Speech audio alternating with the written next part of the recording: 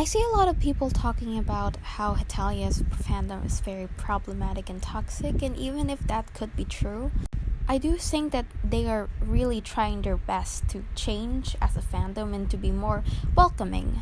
What I find impressive is that they've managed to keep their fandom alive for so long, and even something as big as Homestuck hasn't been able to do such a feat like that.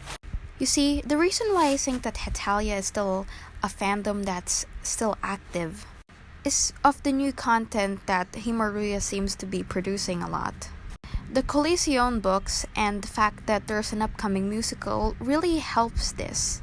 But a major reason for me is also because of the nostalgia of the fans that watched the show since 10 years ago, and they're trying to relive the nostalgia by watching it again. That's why you'd see a lot of Hetalia fans who have been in the fandom for 10 years. I do like the fact that this show is very debatable and complicated in some way.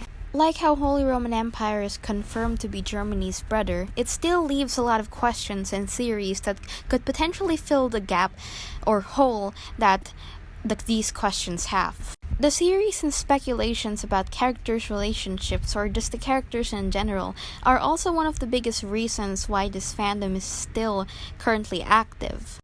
So, what happens when the show ends? For the Hetalia fandom to stop being active, there's really supposed to be very big reasons to why. It's either that the show ends or there isn't enough content being produced, that it just gets boring. If the show does end, I do think that the fandom wouldn't stay alive for another 10 years because it's not the Naruto fandom who has a sequel anime.